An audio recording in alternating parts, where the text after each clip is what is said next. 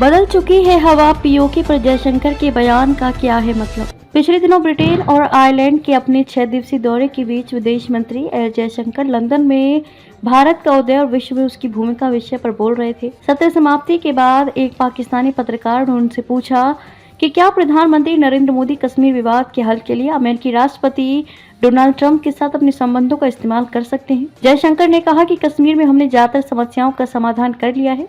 उन्हें लगता है कि अब हम जिस दिन का इंतजार कर रहे हैं वो है कश्मीर को उस हिस्से की वापसी जिसे अवैध तौर पर पाकिस्तान ने चुराया है। सवाल और विश्वास। जयशंकर की ये कहने के बाद लंबित भावनाओं के आलोक में सनसनी पैदा होनी चाहिए थी। इसके विपरीत जम्मू कश्मीर के मुख्यमंत्री उमर अब्दुल्ला ने प्रश्न किया कि आपको ऐसा करने से रोका किसने है। उमर की तरह के प्रश्न आपको सोशल मीडिया पर चारों ओर मिल जाएंगे। कारण इतना ही है कि किसी सरकार ने इसके लिए प्रयास नहीं किया। 22 फरवरी 1994 को संसद द्वारा सर्वसम्मति से जम्मू कश्मीर राज्य के अधिकृत क्षेत्र को खाली कराने का संकल्प केवल कागजों तक सीमित रह गया। ऐसे में आम लोग कैसे विश्वास करेंगे कि कोई सरकार पीओके वापस लेगी। हासिल का संकल्प। जयशंकर से पहले गृह मंत्री अमित शाह और रक्षा मंत्री राजनाथ सिंह संसद में बयान दे चुके हैं कि जम्मू कश्मीर के लिए बनाई जा रही नीतियों में पाक अधिकृत कश्मीर और अक्साई चीन भी शामिल है। गहराई से देखें तो उनके वक्तव्यों में हासिल करने का संकल्प भी दिखाई देगा। सेना प्रमुख का बयान है कि सेना तैयार है। इस बार केंद्र सरकार की नीति और व्यवहार में पूर्व सरकारों से मौलिक अंतर है। किसने कल्पना की थी कि अनुच्छेद 370 खत्म कर दिया जाएगा। पुलवामा हमले के बाद भी किसी को नहीं लगा था कि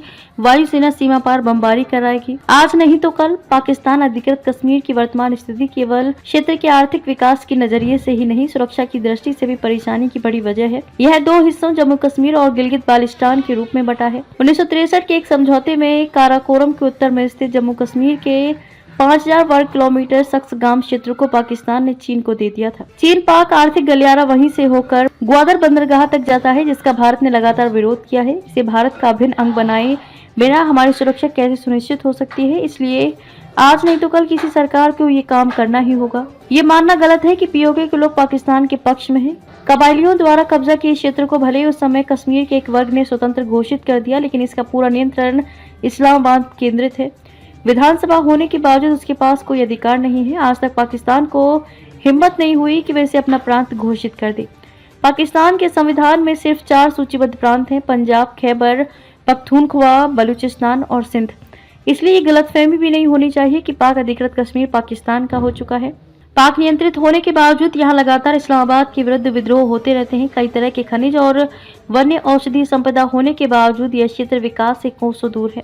पाकिस्तान ने उसे आतंकवादियों के प्रशिक्षण, शरण स्थल और सीमा पार कराने के क्षेत्र में बदल दिया है। हाल के वर्षों में वहाँ कई आंदोलन हुए हैं जिनमें इंडिया जिंदाबाद के नारे लगे हैं। 2016 में सर्जिकल स्ट्राइक के बावजूद यहाँ इसका विरोध नहीं हुआ। 2015 के बाद से ही पीओके के अनेक संगठन सामने आकर बोल रहे हैं कि जिस तरह भारत सरकार उसके एक हिस्से में विकास कर रही है वह सब हमारे क्षेत्र में भी संभव होगा। पीओके में अकेले गिलगित बाल्टिस्तान 72,871 वर्ग किलोमीटर में फैला है। बाल्टिस्तान में अधिकतर बलूच हैं, तो इसे बलूचिस्तान भी कहा जाता है। बलूचों के अंदर पाक के विरोध और उसके मुक्ति का सघन संघर्ष है। बलूच विद्रोही नेता लगातार भारत से स्वतंत्रता के लिए मदद मांगते हैं। कभी भारत की ओर से ऐसे वक्तव्य के विरोध में पाकिस्तान और अनेक मुस्लिम देशों के साथ यूरोप, अमेरिका से आवाजें आती थी। इस बार पाकिस्तान को छोड़कर एक भी स्वर विरोध में नहीं आया।